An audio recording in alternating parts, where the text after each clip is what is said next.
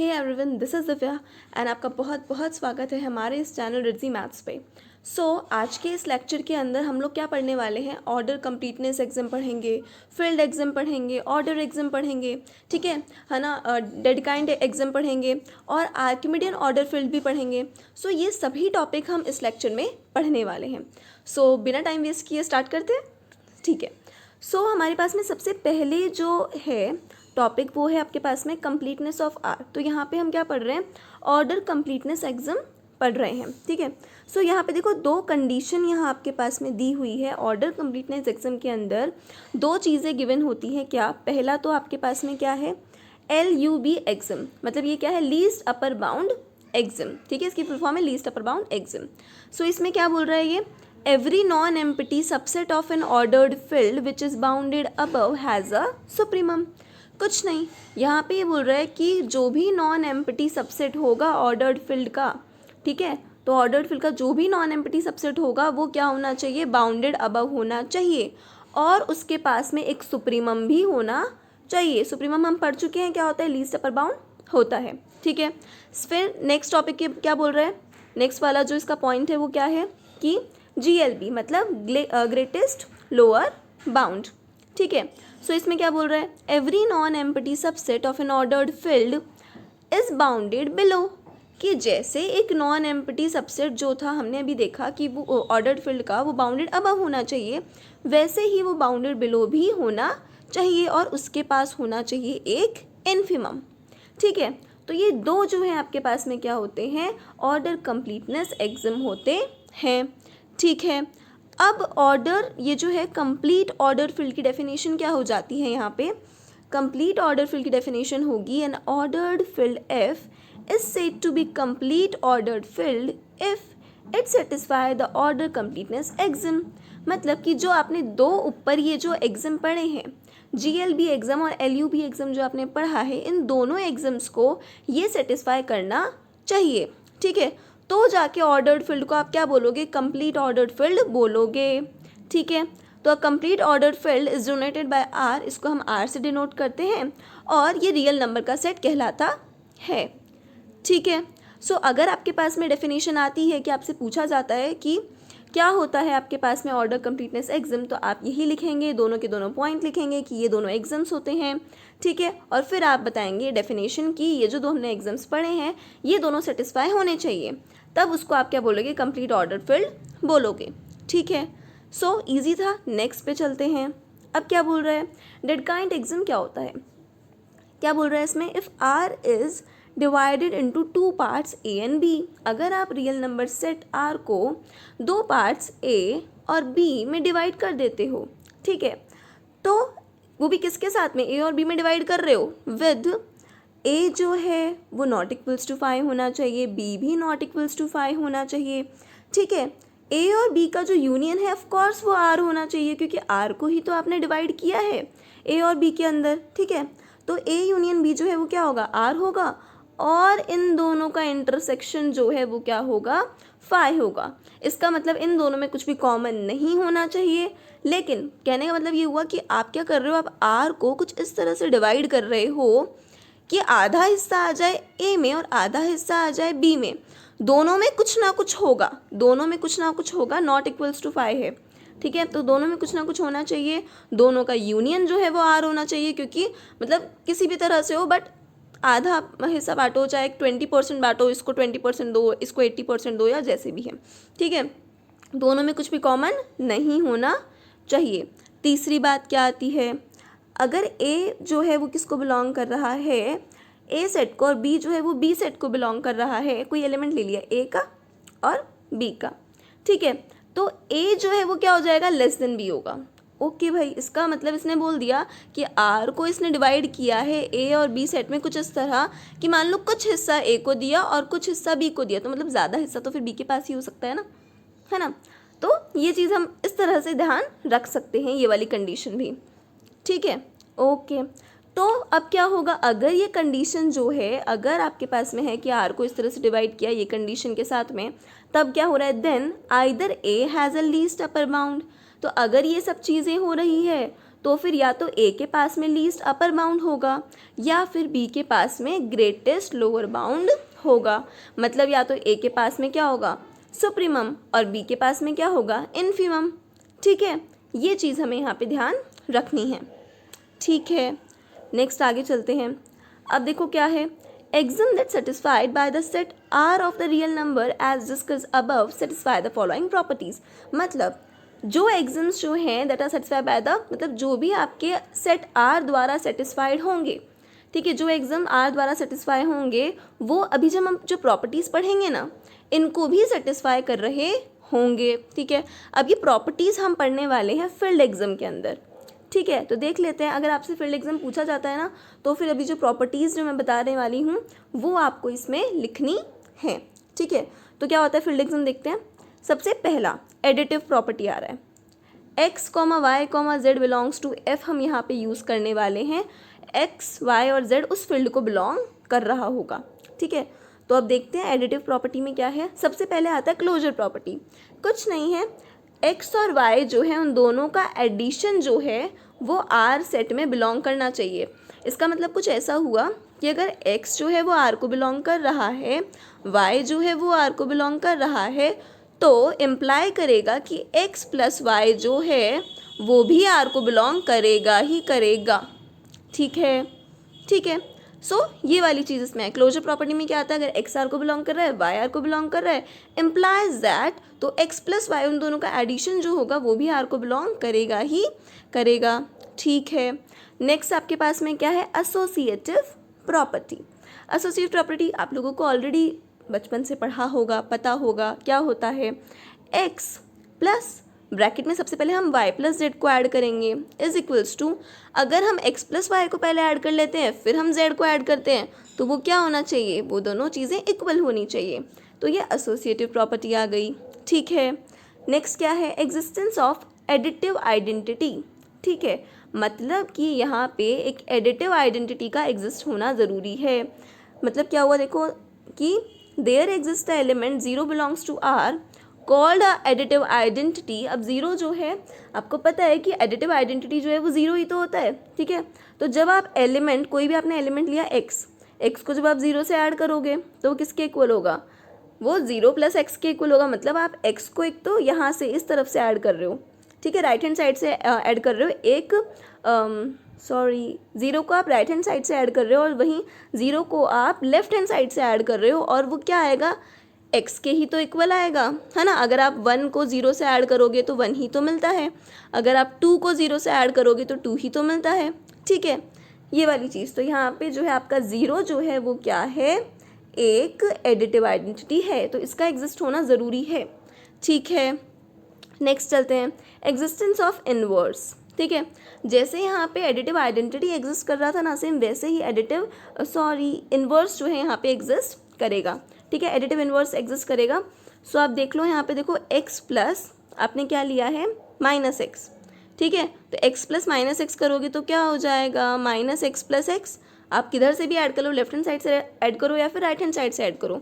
ठीक है, आएगा तो ज़ीरो ही ना। जैसे आप 1 के अंदर ऐड कर लो -1 यहाँ से तो भी ज़ीरो आएगा। ठीक है, -1 ऐड कर लो यहाँ से तो भी ज़ीरो आएगा।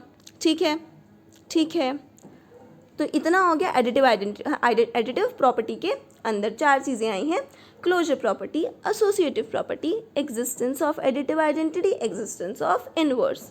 ठीक है, एक लास्ट और है A5, एक और चीज़ है कम्यूटेटिव प्रॉपर्टी। ऑलरेडी आपको वही बचपन से पता है क्या होता है, x plus y is equals to y plus x. मतलब 2 + 3 कर रहे हो और 3 + 2 कर रहे हो तो आएगा तो 5 ही। ठीक है, ईजी। सो नेक्स्ट क्या है, मल्टीप्लिकेटिव प्रॉपर्टी। ये भी सेम ऐसे ही होती है जैसे अपने एडिटिव पढ़ी है। ठीक है, तो यहाँ पे वही सबसे पहली चीज़ क्या, जैसे x प्लस वाई आर को बिलोंग कर रहा था ना, वैसे ही अगर x आर को बिलोंग करेगा, y आर को बिलोंग करेगा, ठीक है, तो x डॉट y जो है वो भी क्या करेगा, r को बिलोंग करेगा। मतलब दोनों का मल्टीप्लिकेशन भी r को बिलोंग करेगा। ठीक है, सेम ऐसे ही एसोसिएटिव प्रॉपर्टी लगा दो, बस प्लस की जगह क्या लगाया है, डॉट लगाया है, मतलब मल्टीप्लिकेशन लगाया है कि हमने x साइड में रखा, y और z को इंटू किया, फिर x को इंटू करोगे तो किसके इक्वल आएगा, जब x और y को इंटू करोगे फिर z को इंटू करोगे तो सेम आएगा। एसोसिएटिव प्रॉपर्टी हो गई। Existence of unity, existence of unity का मतलब यहाँ पे है एग्जिस्टेंस ऑफ मल्टीप्लिकेटिव, क्या बोल सकते हैं हम, अभी हमने क्या देखा था यहाँ पे, एडिटिव आइडेंटिटी, वैसे ही यहाँ पे क्या हो जाएगा, मल्टीप्लिकेटिव आइडेंटिटी, वो होता है यूनिटी, है ना। Unity in the sense one होता है, तो इसीलिए हम एग्जिस्टेंस ऑफ यूनिटी बोल देते हैं। ठीक है, तो यहाँ पे जैसे वहाँ जीरो एग्जिस्ट कर रहा था, यहाँ पे एक वन एग्जिस्ट करना चाहिए। There exist one belongs to R called unity in R such that x dot one किसके इक्वल हो जाएगा, वन डॉट एक्स के इक्वल हो जाएगा, और वो एक्स आ जाएगा। मतलब 5 को आप 1 से इंटू करो 5 ही आएगा। ठीक है, 1 को आप 5 से इंटू करो 5 ही आएगा, बस ईजी। ठीक है, नेक्स्ट आता है एग्जिस्टेंस ऑफ मल्टीप्लिकेटिव इनवर्स। तो क्या होता है, देखो x जो है वो नॉट इक्वल्स टू जीरो होना चाहिए ऑफ कोर्स, क्योंकि मल्टीप्लिकेटिव इनवर्स का मतलब ही है ना, अपन को पता है x के लिए मल्टीप्लिकेटिव इनवर्स 1/x ही तो होगा ना, 1/x ही तो होगा, मतलब x इनवर्स होगा, है ना। तो अब x जो है अब जीरो तो नहीं हो सकता ना, क्योंकि 1/0 तो फिर क्या हो जाता है भाई, ये तो इन्फिनिटी हो जाता है, ये तो डिटरमाइंड ही नहीं है। ठीक है, सो वो तो नॉट डिटरमाइंड है, इसलिए x जो है वो नॉट इक्वल्स टू जीरो होना चाहिए। ठीक है, तो ये हो जाता है एग्जिस्टेंस ऑफ मल्टीप्लिकेटिव इनवर्स। ठीक है, और फिर वही कम्यूटेटिव प्रॉपर्टी में क्या हो जाएगा, आप 2 को 3 से इंटू करो या फिर 3 को 2 से इंटू करो, आएगा तो 6 ही। कम्यूटेटिव प्रॉपर्टी वही जो आप बचपन से पढ़ते आ रहे हैं। ठीक है, फिर एक आपके पास में प्रॉपर्टी आती है डिस्ट्रीब्यूटिव प्रॉपर्टी, ये भी आप लोगों ने पहले पढ़ी होगी। ठीक है, सो यहाँ पे देखो क्या है डिस्ट्रीब्यूटिव प्रॉपर्टी के अंदर, जब आप x को डॉट करेंगे y प्लस जेड के साथ में, तो x dot y plus x dot z लिख सकते हैं ना, ओपन कर लिया ब्रैकेट को। ठीक है, बस सेम वैसे ही अगर आप राइट हैंड साइड से चाहे x को इंटू करो, या फिर आपने x प्लस वाई ले लिया और फिर z को आप इंटू कर रहे हो, तो भी ये आ जाएगा। ठीक है, तब आप r को, अब ये जितनी भी अपन ने ये जो चीज़ें पढ़ी हैं ना, ये जो अपन ने पढ़ा, ठीक है, तो फील्ड एग्जाम का मतलब क्या होता है कि कोई भी आपका जो आर है, मान लो आर को आप फील्ड कब कह सकते हो, जब ये तीनों चीज़ें, जब एडिटिव प्रॉपर्टी हो रही होगी। ठीक है, मतलब एडिटिव प्रॉपर्टी में जितनी भी पांचों आई है ना वो सेटिस्फाई होंगी, मल्टीप्लिकेटिव प्रॉपर्टी में जितनी भी प्रॉपर्टीज़ आई हैं ना वो सेटिस्फाई होंगी, और जब डिस्ट्रीब्यूटिव प्रॉपर्टी भी सेटिस्फाई होगी। तो अगर ये सब चीज़ें सेटिस्फाई हो रही है तब आप आर को क्या बोल देंगे, फील्ड बोल देंगे। ठीक है, बहुत इजी, समझने में बहुत आसान, लेकिन लेकिन लेकिन जिस तरह से ये प्रॉपर वे में लिखा हुआ है ना, एग्ज़ाम में ना ऐसे ही लिखना होता है। ठीक है, बिल्कुल तरीके से, तो उसका ध्यान रखें वरना मार्क्स कट जाएंगे। ठीक है, सो नेक्स्ट हम पढ़ते हैं ऑर्डर एग्जाम्स क्या होते हैं, है ना। वो जो हमने पहले देखे थे ना अभी स्टार्टिंग में, वो थे ऑर्डर कंप्लीटनेस एग्जाम थे, ये ऑर्डर एग्जाम्स हैं। ठीक है, सो ये क्या है, देखो ट्राइकोटॉमी लॉ सबसे पहले अपन पढ़ लेते हैं, क्या है, for each x belongs to r either x is equals to 0 और x इज ग्रेटर देन 0 और x is lesser than 0, sorry x is lesser than 0, exactly one of these holds. मतलब क्या है कि देखो या तो x 0 के इक्वल होगा, या फिर x ग्रेटर देन 0 होगा, या फिर x स्मॉलर देन 0 होगा। इन तीनों में से सिर्फ एक ही प्रॉपर्टी जो है वो आपके पास में पॉसिबल हो सकती है, सिर्फ इतनू सा मतलब है इसका। ठीक है, ओके, नेक्स्ट क्या है, ट्रांजिटिव लॉ। ट्रांजिटिव चीज़ जो है वो आपने पढ़ी होगी रिलेशन एंड फंक्शन के अंदर बचपन, मतलब 11th-12th में। ठीक है, सो वही वाली चीज़ है कि जैसे ना x जो है क्या है, ग्रेटर देन y है, y जो है वो ग्रेटर देन y है, तो जब x y से बड़ा है, y z से बड़ा है, ठीक है, x y से बड़ा है और y z से बड़ा है, तो x जो है वो z से बड़ा तो होगा ही। फॉर एग्ज़ाम्पल हम देख लेते हैं, जैसे कि 2 जो है वो 1 से बड़ा है। ठीक है, 2 1 से बड़ा है, ओके, और ये क्या हो गया भाई, हाँ 2 1 से बड़ा है, और आपके पास में अगर मैं बात करूँ 1 जो है वो 0 से बड़ा है ना, तो इसका मतलब 2 तो 0 से बड़ा होगा ही ना, बड़ा ही बेसिक सा मैंने एग्जाम्पल लिया है।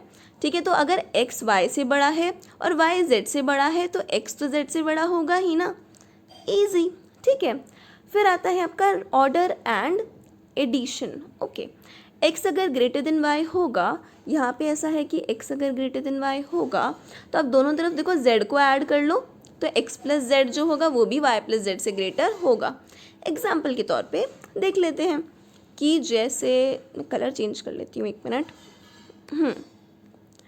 जैसे जैसे जैसे 2 अगर 3 से बड़ा है, सॉरी 3 अगर 2 से बड़ा है, ठीक है, तो अगर आप दोनों तरफ मान लो आप 1 ऐड कर रहे हो, है ना, तो आप देखो ना 4 तो क्या होगा, बड़ा होगा 3 से ही ना, ठीक है, इजी, इतनी सी चीज़ है, ठीक है। और उसके बाद में आ जाता है order and multiplication. Order and multiplication में अगर हम देखें तो यहाँ पे क्या है, x जो है अगर y से बड़ा है और z जो है अगर 0 से बड़ा है, ठीक है, तो आप क्या करोगे, अगर इसको इंटू करोगे ना, हाँ, तो दोनों इक्वेशंस को आप अगर आप इंटू करोगे तो देखो आपके पास में क्या है, एक्स जेड जो है वो क्या होगा, मतलब यहाँ पे z को है ना दोनों तरफ इंटू कर दिया और कुछ नहीं है, ठीक है। z को जब आपने दोनों तरफ इंटू किया तो मतलब एक्स जेड जो है वो क्या हो जाएगा, वाई जेड से बड़ा होगा।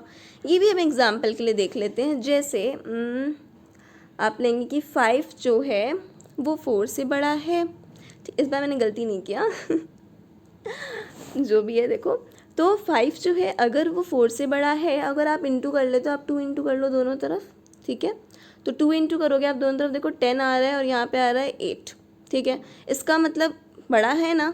बस तीसरी चीज़ जो है आपके पास में ये हो जाती है, सॉरी चौथी चीज़ आपके पास में ये हो जाती है। तो हमने 4 चीज़ें पढ़ी, ठीक है, ट्राइकोटोमी लॉ, ट्रांजिटिव लॉ और order and addition, order and multiplication, ठीक है, ये चारों चीज़ें जो हैं वो आपने यहाँ पे देख ली। ऑर्डर कंप्लीटनेस एग्जाम जो ये है वो वापस से वही डेफिनेशन रिपीटेड है, शॉर्ट में लिखी है वो डेफिनेशन को, है ना। अगर शॉर्ट में पूछा जाए तो वो जो था वो थोड़ा लंबा हो गया था, ये थोड़ा शॉर्ट में लिख दिया है, ठीक है, कि every non empty subset A of R which is bounded above, कि अगर वो बाउंडेड अबव भी होना चाहिए वो जो सबसेट है और उसके पास में होना चाहिए सुप्रीमम, ठीक है, और वो बाउंडेड बिलो भी होना चाहिए और होना चाहिए उसके पास में इन्फीमम, ठीक है। बिल्कुल बिल्कुल ईजी था, ठीक है। वैसे छोटी छोटी गलतियों से हमारे बीच में हंसी मजाक हो जाता है तो वो भी बहुत अच्छी चीज़ है ठीक है, हम आगे देखते हैं some important subset of real number. देखो यहाँ पे ये जो है ना, जो सबसेट ऑफ रियल नंबर में ये बता रही हूँ कुछ नहीं है, यहाँ पे सिर्फ आपको ऑलरेडी पता है नेचुरल नंबर क्या होता है, इंटीजर क्या होता है, रैशनल नंबर क्या होता है ना, फिर भी ठीक है, कुछ बेसिक चीज़ें और अच्छे से जान लेने में कुछ बुरा नहीं है, तो देख लेते हैं, ठीक है। नेचुरल नंबर क्या होता है, आप लोगों को पता है नेचुरल नंबर क्या होता है, set of a natural number is denoted by N, N से डिनोट करते हैं। कैसे बनता है, 1 जो है 1 के अंदर 1 ऐड हुआ तो 2 बन गया, ठीक है, 2 के अंदर 1 ऐड हुआ तो 3 बन गया, एंड सो ऑन, ठीक है, तो इसमें तो कोई दिक्कत है नहीं। इंटीजर्स क्या होता है, इंटीजर्स भी देख लेते हैं, आपको पता है इंटीजर्स क्या होता है कि इसको हम z से डिनोट करते हैं, ठीक है, और it is the set consisting of set n of natural number. ये ऑफ कोर्स n को तो कंटेन करता है ना, नेचुरल नंबर तो इसके अंदर होते ही होते हैं ना, उसके अलावा नेगेटिव में भी होते हैं, ठीक है। इसका इन्वर्स क्या होता है आपके पास में, एडिटिव इन्वर्स यहाँ पे क्या होता है, -n होता है, ठीक है, सो यहाँ पे वो भी तो एग्जिस्ट करता है, ठीक है, तो ये आपका इंटीजर हो जाता है। अब रैशनल नंबर क्या होता है, ये भी आप लोगों को ऑलरेडी पता है कि p अपॉन q फॉर्म में होता है, ठीक है ना। तो सेट ऑफ रैशनल नंबर जो है उसको आप डिनोट करते हो q से, और set of real number of form, हाँ बिल्कुल, वो p अपॉन q की फॉर्म में होता है। p और q दोनों ही इंटीजर होते हैं, q 0 के इक्वल नहीं होना चाहिए, ये आपको पता है कि क्यों, क्योंकि अगर q 0 के इक्वल हुआ तो फिर वो क्या हो जाएगा, वो नॉन डिटरमाइन हो जाएगा, वो इन्फिनिटी हो जाएगा, ठीक है, तो इसीलिए, ठीक है। सो हम नेक्स्ट चलते हैं आगे,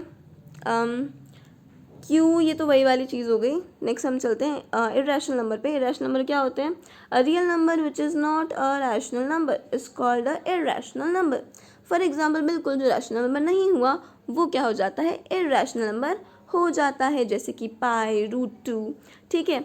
अच्छा, ये जो एग्जाम्पल है ना, ये जो एग्जाम्पल इसमें क्या बोल रहे, देखो कि अगर p और q जो है वो रैशनल है, मतलब p तो क्या है रैशनल और q क्या है इरेशनल, ठीक है, तो p प्लस क्यू और p इंटू क्यू वो इरेशनल ही होगा, ठीक है। तो ये चीज़ जो है वो हम आगे अभी है ना प्रूफ भी करने वाले हैं, नेक्स्ट लेक्चर में करवाऊंगी वो मैं, इसका प्रूफ करेंगे क्योंकि ये क्वेश्चन जो है वो यूनिवर्सिटी एग्ज़ाम में पूछा हुआ है, ठीक है। सो इस क्वेश्चन को मतलब ये एग्जाम्पल के लिए यहाँ बताया है, बट इसको हम आगे प्रूफ भी करेंगे। ठीक है, आगे चलते हैं। Set Q of rational number is not a complete ordered field. जो सेट क्यू है रैशनल नंबर का, ठीक है, वो आपके पास में कंप्लीट ऑर्डर्ड फील्ड नहीं होता है। तो ये आप ध्यान रख सकते हो, ठीक है, कि जो रैशनल नंबर होता है वो कभी भी कंप्लीट ऑर्डर फील्ड नहीं होता है। फाइन। सो नेक्स्ट आता है आर्किमिडियन ऑर्डर्ड फील्ड। देख लेते हैं जल्दी जल्दी क्या है। Let F be an ordered field. मान लो एक ऑर्डर्ड फील्ड एफ आपके पास में है।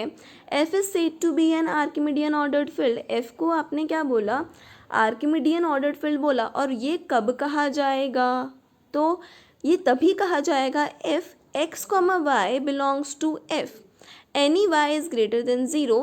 कि कोई एक्स कॉमा वाई एफ को बिलोंग कर रहा है और यहाँ पे वाई जो है वो ग्रेटर देन ज़ीरो है, ठीक है, then there exist a natural number. तो यहाँ पे एक नेचुरल नंबर जो है एग्जिस्ट करना चाहिए such that N y is greater than होगा एक्स। देखो वापस से बताती हूँ, थोड़ा कंफ्यूजिंग लगता है, ऐसे घुमावदार हो जाता है। आपको इतना सा ध्यान रखना है, प्रॉपर ये डेफिनेशन जो है ना रियल एनालिसिस के अंदर आपको यही आराम से समझ के याद करनी होती है। बिल्कुल ईजी होती है, कुछ अटपटा नहीं है। अगर आप देखोगे यहाँ पे कुछ नहीं बोला, एफ एक ऑर्डर्ड फील्ड है, ठीक है, एफ एक ऑर्डर्ड फील्ड है, हमने लेट किया, ठीक है। आर्किमिडियन ऑर्डर्ड फील्ड एफ कब कहलाएगा, जब इसमें एक्स कॉमा वाई जो है बिलोंग कर रहा है एफ को, वो कब, जब उसके साथ में एक्स कॉमा वाई तो एफ को बिलोंग कर रहा है और वाई जो है वो भाई ग्रेटर देन ज़ीरो ही होना चाहिए, ठीक है। तब एक नेचुरल नंबर एन एग्जिस्ट करेगा जिसके लिए एन वाई जो है वो क्या हो जाएगा, ग्रेटर देन एक्स हो जाएगा, ठीक है। तो ये आ जाती है आपके पास में मेन बात, ठीक है। एन वाई जो है वो ग्रेटर देन एक्स हो जाएगा। एग्जाम्पल के लिए देख लेते हैं। एग्जाम्पल जैसे दे रखा है कि एक्स एक एलिमेंट है आर्किमिडियन ऑर्डर्ड फील्ड का, वन जो है वन एफ को बिलोंग कर रहा है, वन ज़ीरो से बड़ा है, वन यहाँ पे वाई की जगह पे है, ठीक है, वन एफ को बिलोंग कर रहा है, वन ग्रेटर देन ज़ीरो है, तो एन डॉट वन जो है वो क्या हो जाएगा, ग्रेटर देन एक्स हो जाएगा। ईजी, ठीक है। अच्छा, इस पर भी एक छोटी सी एक थ्योरम हम देख लेते हैं, आर्किमिडियन ऑर्डर्ड फील्ड पे बेस्ड है। क्या है देखो, let F be an Archimedean ordered field है ना, एफ जो है वो एक आर्किमिडियन ऑर्डर्ड फील्ड है, x belongs to F such that x is greater than zero. X F को बिलोंग कर रहा है और एक्स जो है वो ग्रेटर देन ज़ीरो है। Then there exist a natural number n belongs to N such that, ठीक है, तो यहाँ पे एक नेचुरल नंबर एन एग्जिस्ट करेगा, ठीक है, सच दैट ये कंडीशन होनी चाहिए कि ज़ीरो और एक्स के बीच में वन अपॉन एन आ रहा हो, ठीक है। तो बात क्या हुई कि एफ एक आर्किमिडियन ऑर्डर्ड फील्ड है, ठीक है, और एक्स अगर एफ को बिलोंग कर रहा है तो क्या होना चाहिए, तो ये वाली कंडीशन होनी चाहिए कि अगर ये है तो ये भी होना चाहिए, ठीक है, तो फिर ये होगा ही होगा, ठीक है। देख लेते हैं प्रूफ क्या है इसका, कि एक्स जो है वो ज़ीरो से बड़ा है, हमें दे रखा है। अच्छा, अगर एक्स ज़ीरो से बड़ा है तो एक्स इनवर्स भी तो ज़ीरो से बड़ा होगा ना, है ना। अगर आप बोल रहे हो कि हाँ वन ज़ीरो से बड़ा है, चलो दूसरा लेते हैं, वन अपॉन वन तो वन ही हो जाता है, ठीक है। टू अगर ज़ीरो से बड़ा है तो वन अपॉन टू भी तो यार ज़ीरो से बड़ा ही होता है ना, ठीक है, 0.5 होता है, बड़ा ही तो होता है, ठीक है।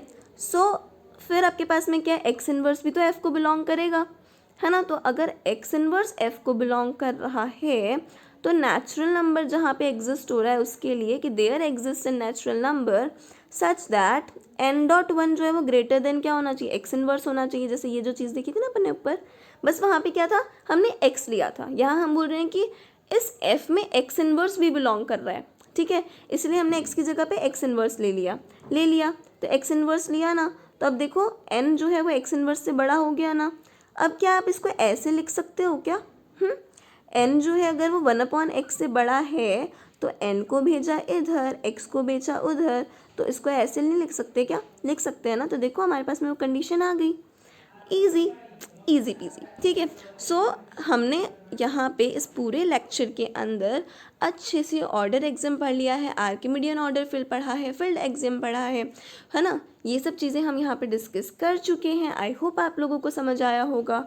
और अब हम नेक्स्ट लेक्चर के अंदर आगे का टॉपिक देखते हैं कि क्या होगा तो तब तक के लिए बाय बाय।